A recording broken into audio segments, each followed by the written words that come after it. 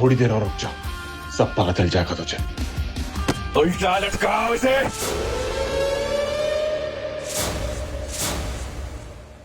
नंगा कर इसे। पता है महाकाल को विनाशक क्यों कहते हैं?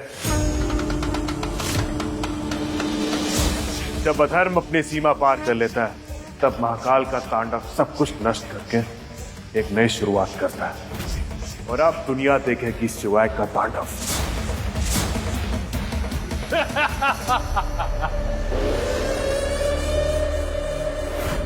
वे नंगा कर इसको। जैसे ही हेडशॉट के चेले शिवाय के बदन पर बचे हुए कपड़े उतारने के लिए आगे आए, अचानक वेयरहाउस का माहौल बदलने लगा। जय महाकाल। बॉस, ये सांप कहाँ से आ गया?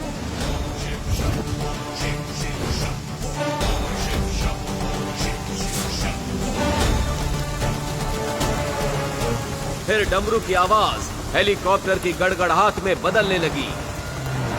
क्या हो रहा है ये सब? कहा था ना, थोड़ी देर रुक जा।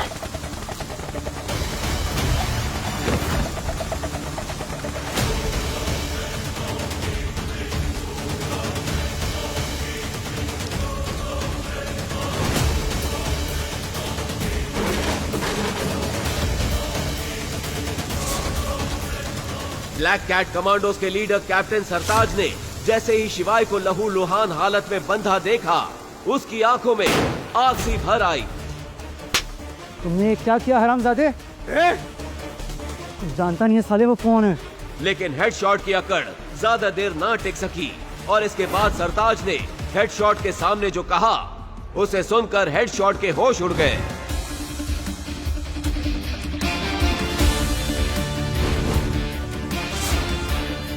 लेकिन वो शिवाय से कुछ कह पाता उससे पहले ही शिवाय वहां से निकल चुका था।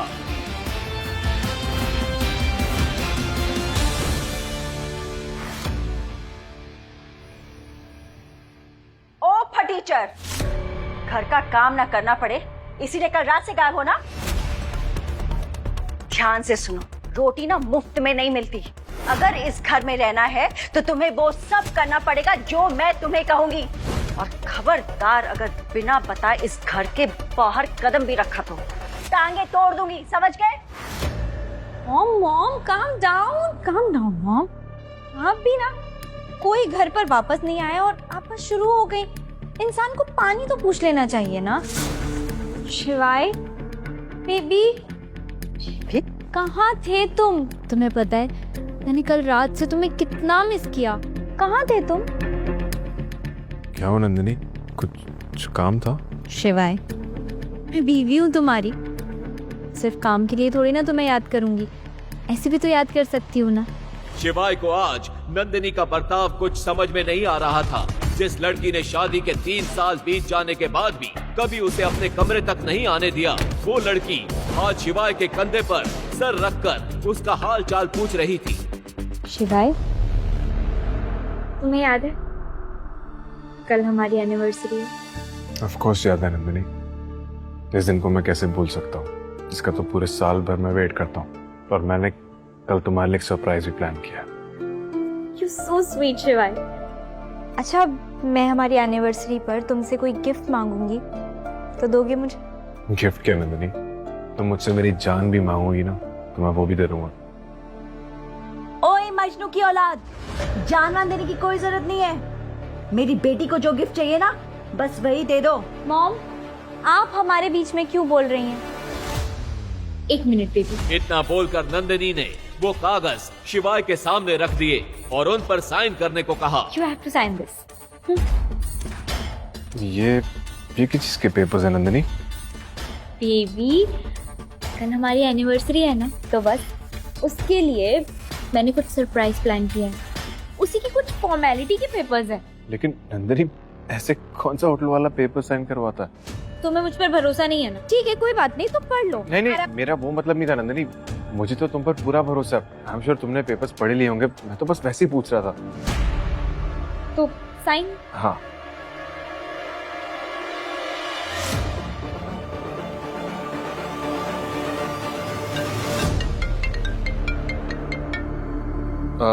नंदिनी, एक इम्पोर्टेंट कॉल है, मैं 2 मिनट में आया। शिवाय, हेलो। हाँ, मैं बस 10 मिनट में पहुंच रहा हूँ। ओके। नंदिनी, मुझे बहुत इंपॉर्टेंट मीटिंग पे जाना है। मैं थोड़ी देर में आता हूँ, फिर साइन करता हूँ। हाँ शिवाय, लेकिन साइन तो कर दो। कहाँ जा रहे हो? अरे देखा तुमने, देखा बिना साइन किए हुए चला गया। बड़ी मीठी मीठी बातें करी थी उससे। मॉम बस करिए, चुप हो जाइए प्लीज। वैसे भी मेरी कंपनी डूब रही है, ऊपर से ये भिखारी है कि साइन ही नहीं कर रहा। अगले दिन शिवाय और नंदिनी की तीसरी मैरिज एनिवर्सरी थी। उसकी खुशी में शिवाय सुबह जल्दी उठकर महाकाल के दर्शन करने गया। अरे बुढ़िया, तेरे को ना समझा समझा कर थक गया हूँ मैं। यहाँ पर मेरा राज चलता है मेरा, और यहाँ पर जितने लोग धंधा करते हैं ना, वो सब के सब मुझे हफ्ता देते हैं। और अगर तुझे भी यहाँ धंधा कर रहा है ना, तो मुझे हफ्ता देना होगा, हफ्ता। लेकिन बेटा, मेरा तो धंधा हुआ ही नहीं, तो मैं कैसे पैसे दूं आपको? अरे मैं तुझे समझा समझा के थक चुका हूँ मैं। तोड़ दुकान की।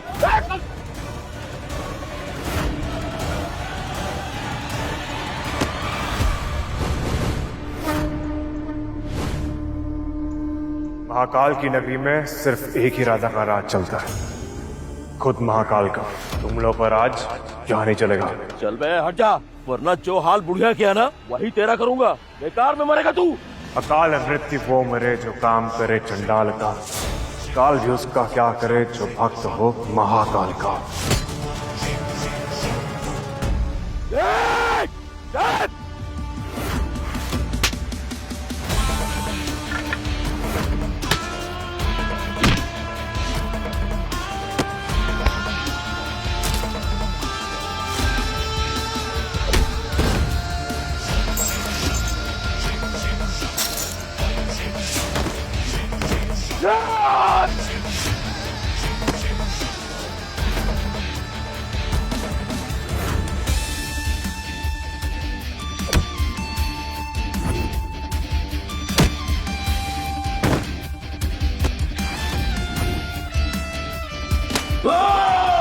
अगर आज के बाद अम्मा को परेशान किया ना, तो महादेव की कसम। नहीं भाई भाई भाई भाई माफ कर दो, माफ कर दो। मैं आज से ये काम छोड़ रहा हूँ भाई। माफ कर दो भाई। निकल।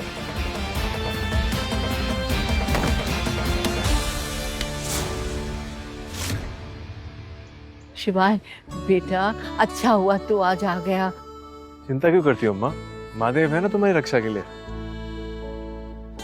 अम्मा, इन लाल गुलाबों का एक खूबसूरत सा गुलदस्ता बना दो मेरे लिए। आज कोई खास दिन है?